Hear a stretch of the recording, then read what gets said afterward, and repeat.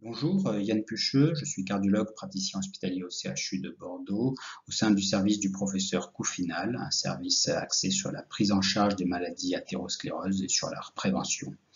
Je vais vous parler de l'hypercholestérolémie sur le versant diagnostic et prévention. Mes liens d'intérêt. Deux, trois notions très générales concernant le bilan cardiovasculaire. Tout d'abord, pour rappeler que l'exploration d'une anomalie lipidique correspond à un dosage des cholestérols total, du cholestérol compris dans le HDL et des triglycérides. À partir de ces trois éléments, le cholestérol lié au LDL est calculé si les triglycérides ne sont pas trop élevés. Ce bilan était habituellement réalisé à jeun, mais en réalité, il pourrait être réalisé à n'importe quel moment de la journée, sans que cela n'affecte de manière majeure les différents paramètres chez la majorité des patients, sauf exception bien entendu, et sans que cela ne perturbe de manière majeure l'évaluation du risque cardiovasculaire. Dans certains cas, il est utile d'aller au-delà du bilan standard. Il existe un regain d'intérêt pour la lipoprotéine A. Les patients ayant un taux de lipoprotéine A très élevé, supérieur à 180 mg par litre, sont à très haut risque, comparable au risque d'une hypercholestérolémie familiale. Et il est intéressant de doser cette lipoprotéine chez les patients présentant un événement jeune. Un dernier point est l'utilité de rappeler que l'hypercholestérolémie peut être secondaire et donc doser TSH, bilan hépatique et bilan rénal est utile.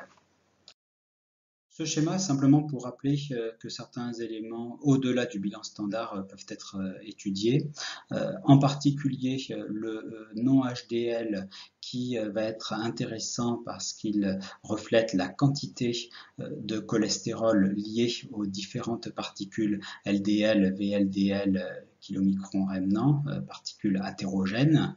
Le dosage de l'ApoB, lui, va permettre d'avoir une idée du nombre de particules indépendamment de leur taille.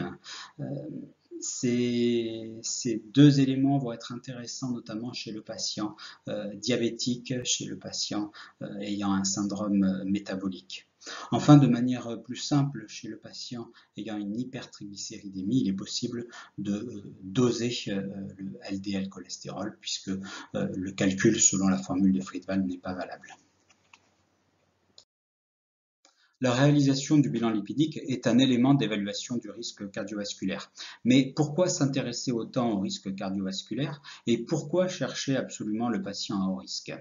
Alors, outre la considération que cette maladie cardiovasculaire est très fréquente, vous avez un élément d'explication sur le diagramme. Vous voyez en rouge les patients les plus à risque. En fait, pour une même diminution du taux de LDL cholestérol, vous aurez chez les patients les plus à risque une diminution plus importante de la mortalité cardiovasculaire en valeur absolue. Et cette diminution de la mortalité cardiovasculaire en valeur absolue sera encore plus importante si l'on abaisse encore plus le taux de LDL cholestérol. D'où l'idée, plus le risque cardiovasculaire est élevé, plus la prise en charge doit être intense et pour cela, bien entendu, il faut identifier les patients à haut et très haut risque cardiovasculaire. La première étape de l'évaluation du risque cardiovasculaire va être de repérer les patients à haut ou très haut risque. Globalement, il s'agit des patients ayant déjà une maladie cardiovasculaire, des patients diabétiques de longue date, des hypercholestérolémies familiales, des maladies rénales chroniques, des patients ayant des plaques athéroscléreuses ou ayant un score calcique élevé, ainsi qu'un élément important, c'est les patients ayant un taux de lipoprotéine A très élevé. On sait que leur risque va être franchement augmenté, avoisinant celui de l'hypercholestérolémie familiale. L'évaluation du risque cardiovasculaire du patient en prévention primaire qui n'a pas été identifié comme un patient à haut ou très haut risque est basée maintenant sur le système SCORE qui est bien connu.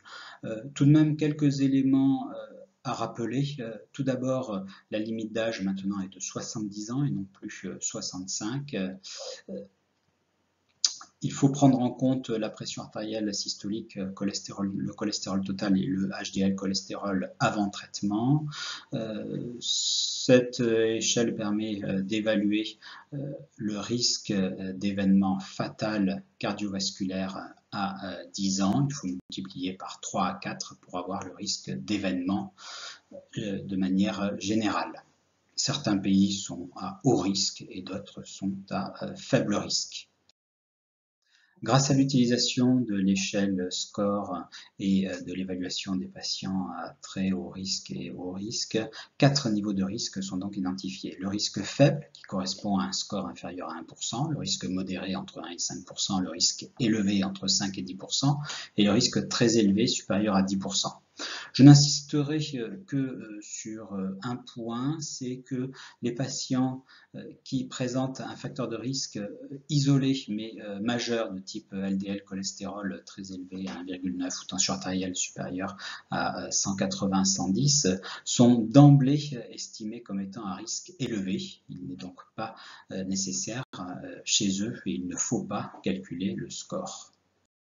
Dans certaines situations, l'évaluation du risque cardiovasculaire par le système SCORE ne suffit pas et il est utile d'aller au-delà. Pour cela, 2 examens sont actuellement reconnus comme ayant un intérêt pour reclasser certains patients soit d'un risque faible vers un risque plus élevé ou réciproquement. Il s'agit du score calcique.